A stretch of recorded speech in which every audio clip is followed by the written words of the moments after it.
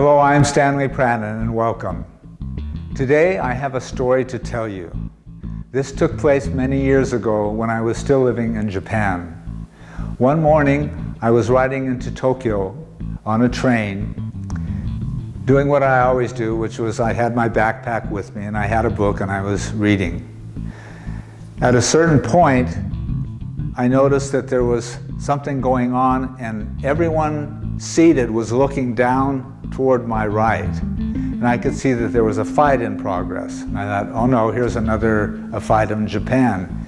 Usually when I would see this, it would be at night and it would involve, drunk people, and often it would be on the platform, not inside the train. But here we were in broad daylight in the morning, and there was this fight going on.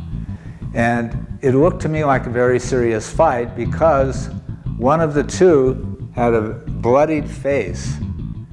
And I could see that the next move of the aggressor was to take and slam the face of the weaker of the two against the vertical posts on the train.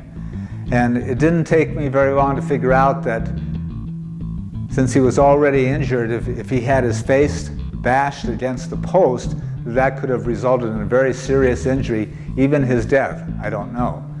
But at the same time, I could see that no one was moving to do anything. They were just observing it, I suppose, as a spectacle, just to see what would happen. Well, it's taking me a few moments to explain to you the scenario, but in reality, I can't tell you how many seconds, maybe 2 or 3 seconds, I decided to do something.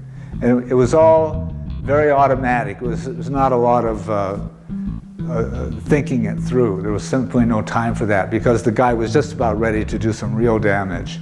So what I did is I ran down perhaps 10 steps or so to approach them, and I'm sure I kind of got into a ready stance and I shouted, "Hey!"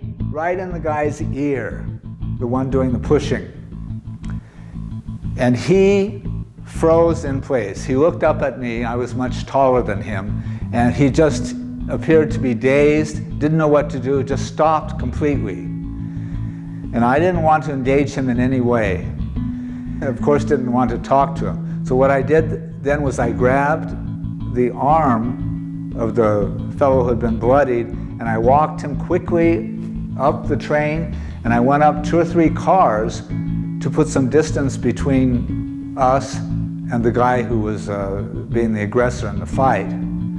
Then when we arrived at the station, I walked him out on the platform and sat him down and talked to him for a minute. I asked him if he was okay, and he didn't look very okay because his face was all bloody, but he said he was all right, and I'm sure he thanked me, although I can't really remember anything about the conversation. But I got back on the next train that came, and I went about my way, and of course I never saw him again. I have no idea what happened.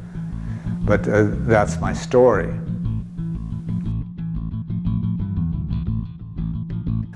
I often think about what happened. In fact, I even wrote an article about it. And there are a number of takeaways that have come to me many years after the fact, just thinking about that day. And one of the things that occurs to me is, as I mentioned in the story, there was no rational thinking on my part. Whatever happened in my mind happened within a matter of seconds. Because I had no time, I had to move quickly because the guy was in danger of having a very serious head injury.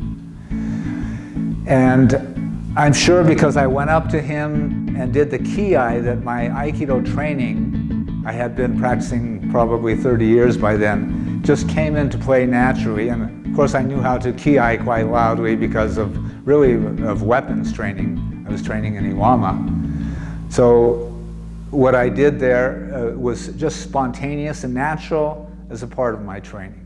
And I think people will tell you that in a real situation, you will do the things that you've been practicing, the things that you've been trained to do. And that was certainly the case at that time when I intervened. Another thing that I often recall as being very important was the element of surprise. It was not only the fact that I was bigger and made a loud noise, but the attacker was concentrating so much on what he was doing, he had no idea that I was coming. So what I did was a shock to him. And by shocking him in that way, it caused him to stop what he was doing. He was literally frozen in place. And that gave me enough time to get the weaker of the two out of there to safety. I at no time engaged the aggressor. I didn't talk to him. I may have just brushed against him to go in and get the guy out of there, but I certainly didn't push him or threaten him or do anything like that. I just kind of ignored him, and he was frozen in place, but that allowed me enough time to take the man down a couple of cars and get off the train. Also, of course, you have the power of the sound, the ki that we call it in Japanese, which translates as combative shout. And if you see old war movies, especially maybe in the feudal days, you'll see the two sides facing each other, and then they go out with a battle cry. Well, I went there with my battle cry, and I delivered it at a very close distance, right into the guy's ears, and it had the desired effect. The other thing was to remove the victim, in this case, to safety. So I physically got him out of there so that hopefully nothing else would occur to damage him. Another point that I'd like to bring out is this.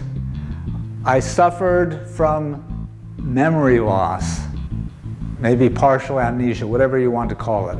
And what I mean by that is that whenever I rode a train in Japan, which I did for 20 years, I always took my backpack with me and had, various books or my training keikogi, things like that. So I know on that day I had the backpack there.